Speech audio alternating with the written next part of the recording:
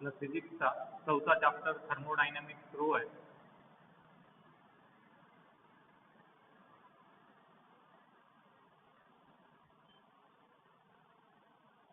या चॅप्टरमध्ये आतापर्यंत आपण आयसोथर्मल प्रोसेस पर्यंत कन्सेप्ट घेतल्या.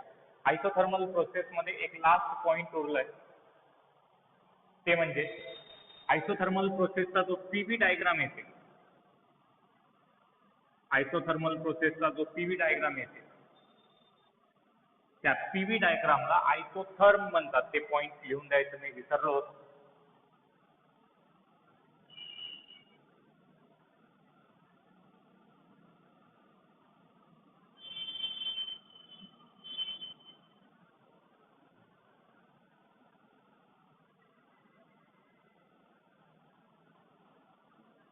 आयसोथर्मल प्रोसेसचा हे जे पीव्ही डायग्राम येते याला आपण आयसोथर्म म्हणतो.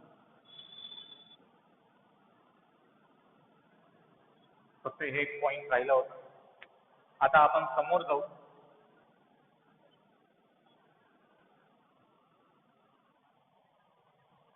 आयसोबारिक process.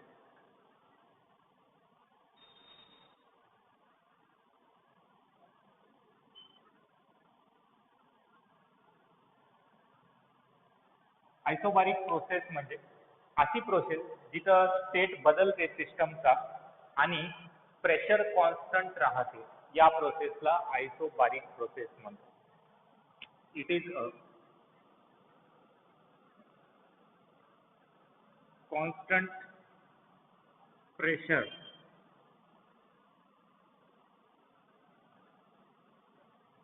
Process.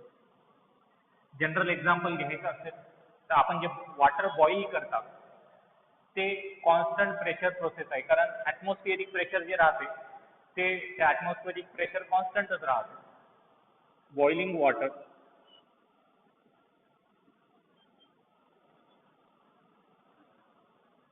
at constant pressure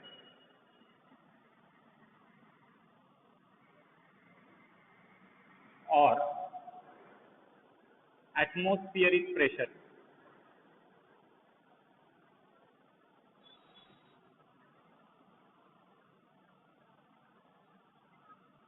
is a constant pressure process.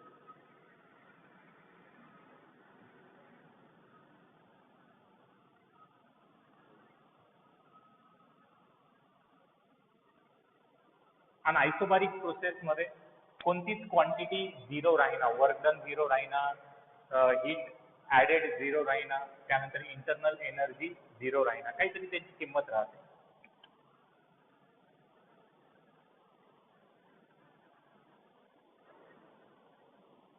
Work done, change in internal energy, heat added are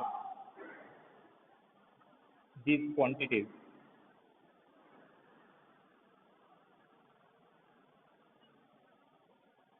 are not zero. PV diagram जर मी ड्रॉ केलो आयसोबारिक प्रोसेसचा, ते पीव्ही डायग्राम कसा येते ते बघू आपण. पीव्ही डायग्राम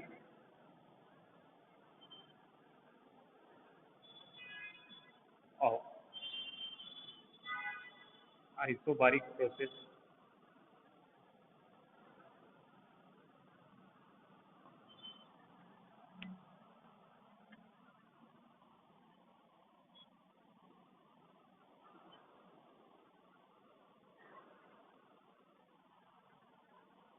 एक्स ॲक्सिसला व्हॉल्यूम ॲक्सिस म्हणू आपण, वाय ॲक्सिसला प्रेशर.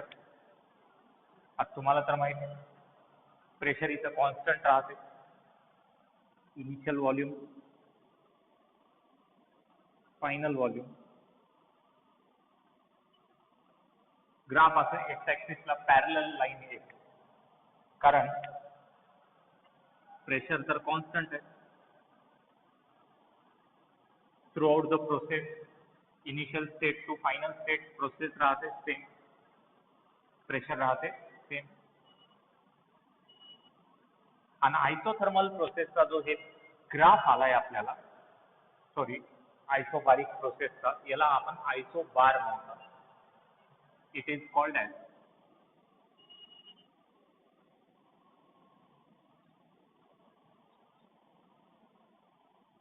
आइसोबार. आइसोबारिक प्रोसेसचा जो ग्राफ येते त्याला आपण म्हणता आइसोबार आणि आइसोथर्मल प्रोसेसचा जो ग्राफ आलाय त्याला आइसोथर्म म्हणता आपण. यानंतर असे ग्राफ जनरली मेट्रोलॉजिकल डिपार्टमेंट हवामान मेट्रोलॉजिकल डिपार्टमेंट जे ग्राफ देते ते आइसोबार्स राहतात. हे झालं आइसोबारिक प्रोसेसचं जनरल इंट्रोडक्शन. आता थर्मोडायनामिक्समध्ये आइसोबारिक प्रोसेसचं आपण डेरिवेशन बघू, वर्क डनचा फॉर्म्युला डिराईव्ह करू, हीट ॲडेडचा फॉर्म्युला डिराईव्ह करू, इंटरनल एनर्जीचा फॉर्म्युला डिराईव्ह करू आपण आइसोबारिक प्रोसेसमध्ये. Thermodynamics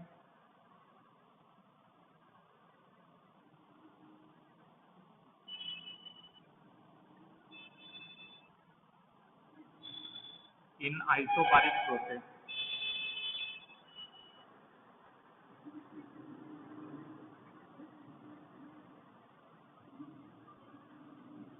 thermodynamics in isobaric process. तुम्हाला तर माहित आहे हे कोणती प्रोसेस आहे? कॉन्स्टंट प्रेशर प्रोसेस आहे. इट इज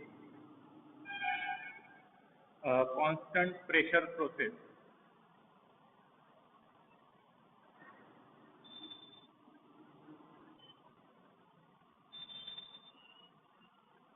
मग कॉन्स्टंट प्रेशर प्रोसेस असेल, चेंज इन प्रेशर इथं येते 0. चेंज इन प्रेशर काय येईल या जागी? 0. मी आता एक आयडियल गॅस कन्सिडर करतो. त्या गॅसला कॉन्स्टंट प्रेशरला आपण एक्सपांड करायला. कन्सिडर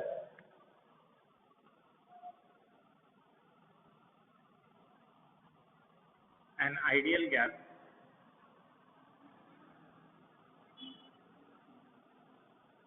असं म्हणू आपण. Consider a system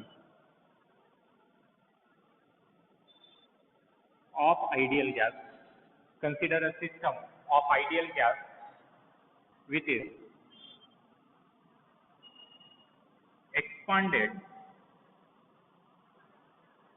expanded at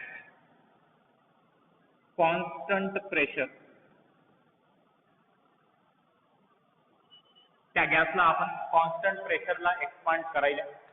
मी गृहीत धरतो इनिशियल व्हॉल्यूम आहे VI, इनिशियल टेम्परेचर आहे TI, final volume VF, final temperature TF.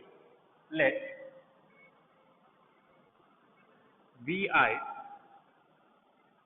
and TI are the initial values of volume and temperature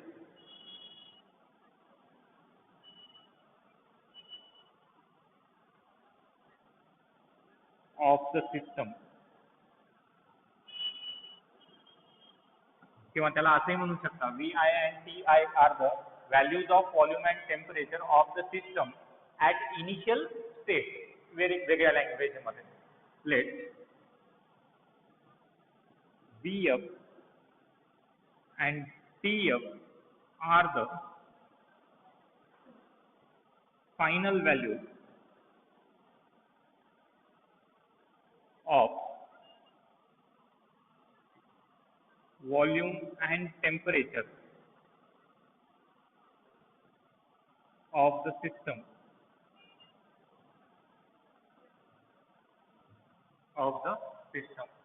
then work done, total work done येईल. तर small infinitesimal work done आधी येते, समोर जाऊन total work done येते. Directly मी total work done घेतो. Total work done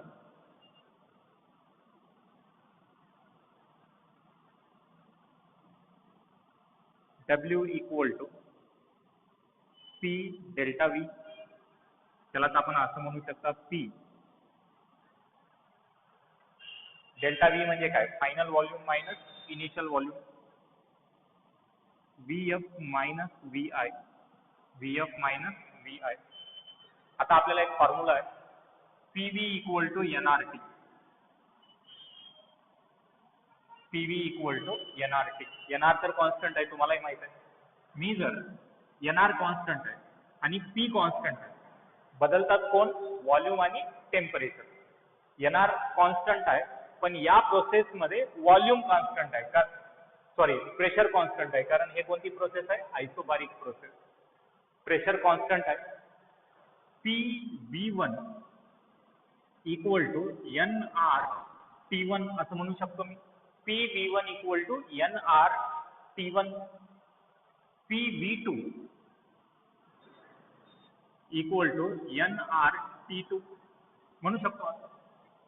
मी हे सगळं का लिहून द्यायलो, तर आता आपल्याला टेम्परेचरमध्ये सुद्धा एक वर्क डनचा फॉर्म्युला येते इन टर्म्स ऑफ टेम्परेचर. कारण इथं काय टेम्परेचर कॉन्स्टंट आहे का, टेम्परेचर बदलायला आहे, तर टेम्परेचरमध्ये सुद्धा एक फॉर्म्युला मिळवू शकता आपण.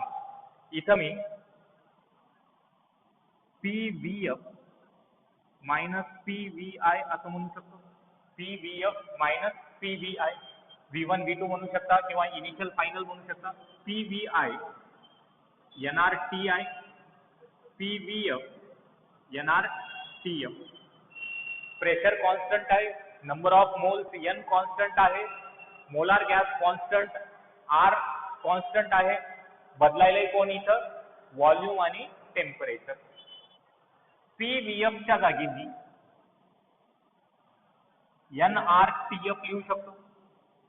NRTF मायनस PVI च्या जागी NRTI लिहू शकतो. NRTI. या दोन्ही मधून आता आपण NR कॉन्स्टंट घेऊ शकता. NR जर कॉन्स्टंट घेतलो, सॉरी कॉमन बाहेर घेतलो, हे होईल TF मायनस TI. हे अजून एक वर्क डनचा फॉर्म्युला आपल्याला मिळाला.